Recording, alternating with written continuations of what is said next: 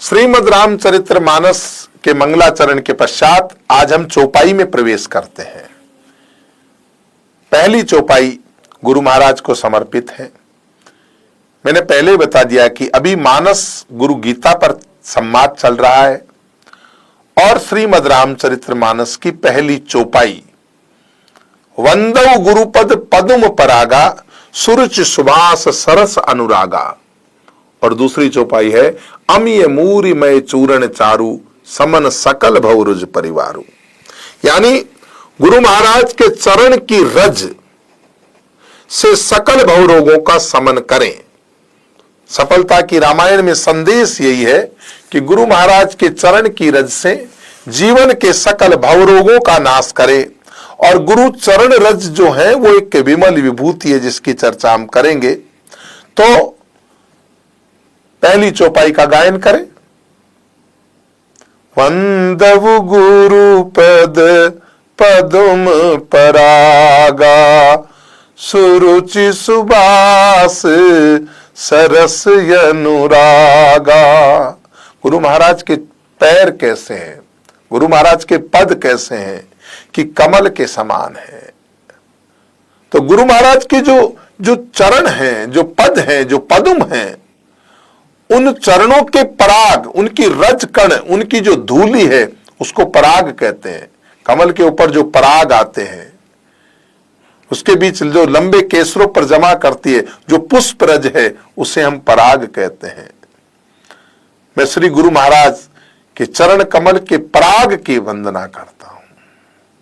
पराग बड़ा सुंदर है, रुचि है, उत्तम वास है और उसमें श्रेष्ठ अनुराग है।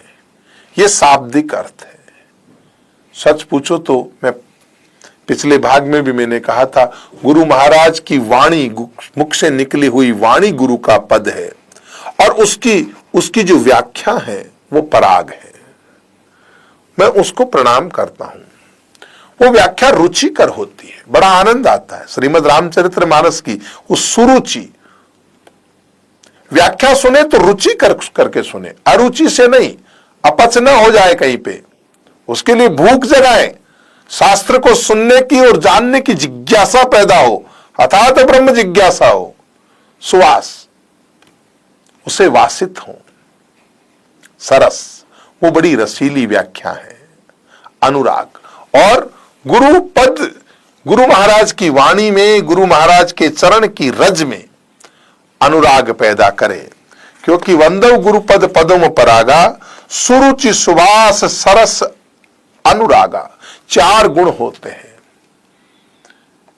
वो रुचिकर होती है, वो सुगंधित होती है, वो खुशबू की तरह महकती है, उसकी महक निकलती है। गुरु महाराज के वचनों में सुगंध होती है जो वातावरण को शुद्ध करती है। वातावरण कोई नहीं, आपके जीवन को शुद्ध करती है।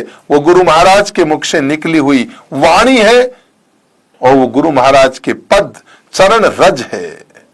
चरणों की रज की इतनी महिमा है।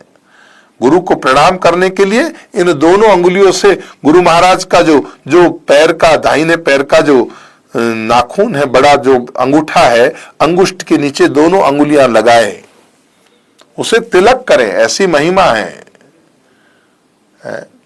तो अर्थ ये हुआ कि मैं सुंदर रुचिकर, सुंदर वासना, सरस अनुराग से गुरु महाराज के चरण कमलों के पराग की वंदना करता हूं। ये अर्थ सीधा है, इसमें कोई शंकाएं नहीं उठती, जो औरों में की गई है तथा रूपक भी नहीं रह जाता। इसलिए मैं गुरु महाराज के कमल रूपी चरणों की पराग धूली के समान वंदना करता हूं।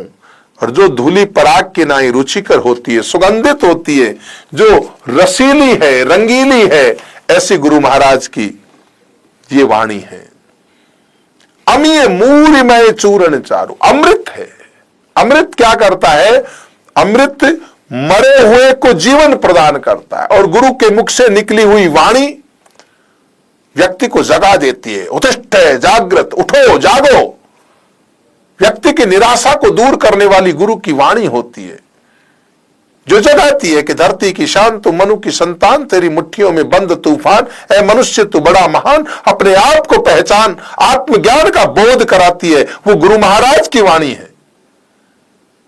निराश व्यक्ति को जीवन में आशा देना, यही अमृत है। निराशा ही मृत्यु है और आशा ही जीवन है। अमीय मूरिमय, मरे हुए को अमृत मिल जाता है गुरु की वाणी से।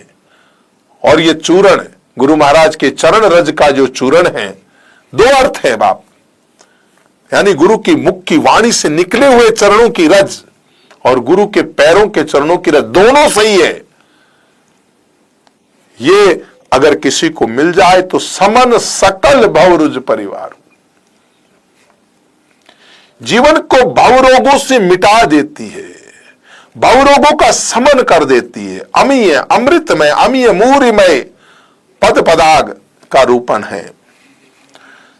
अमृत मैं पहले ही कह चुका कि मृतक को जला देता है वो अमृत। और अमीय मूरिमय चूर्ण चारु रज, असाध्य भव रोगों का नाश करके जो जीवों को सुखी कर देती है, वो गुरु पद रज है।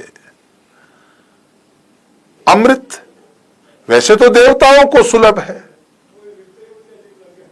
क्योंकि समुद्र मंथन में देवता अमृत ले गए, लेकिन वो अमृत हमें मिले न मिले, लेकिन एक अमृत जो है वो गुरु पद रज का जो अमृत है वो सबको सहज सुलभ है।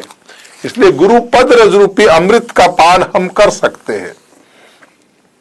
और इसलिए कहा है कि भवरोग में बड़े बड़े काम, क्रोध, मद, लोभ, ईर्ष्या, द्वेष कई चीज है?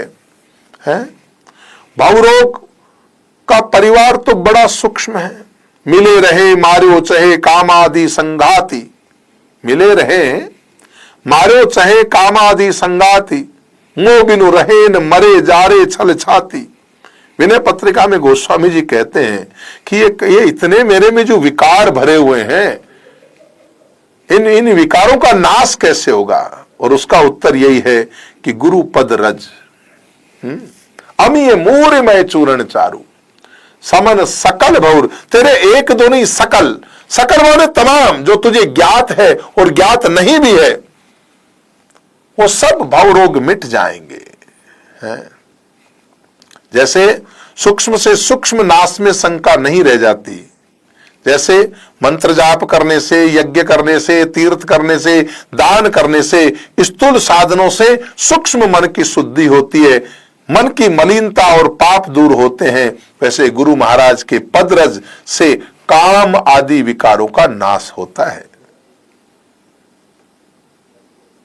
तो इतनी सुंदर व्याख्या जो है वो हम पुनः एक बार इसको गाएंगे। वंदवु गुरु पद पद्म परागा, सुरुचि सुवास सरस अनुरागा, अमीय मूरिमय चूरण चारु, समन सकल भव रुज परिवारु। गुरु महाराज को वंदन करते हुए आज के इस भाग का यही समापन करते हैं।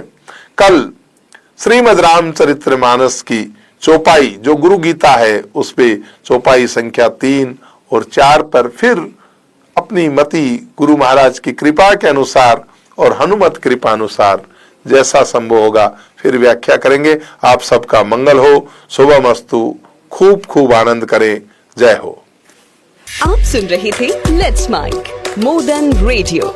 फॉलो कीजिए हमें हमारे सोशल मीडिया प्लेटफॉर्म्स पर।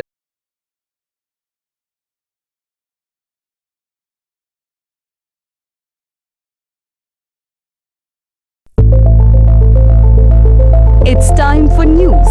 It's time for More Than Radio. Presenting the first radio news app, Let's Mic.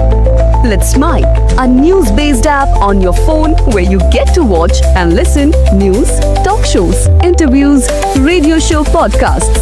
On Let's Mic, you get all relevant information of TV, print, radio, podcast, and digital. Let's Mic talks about every segment of life.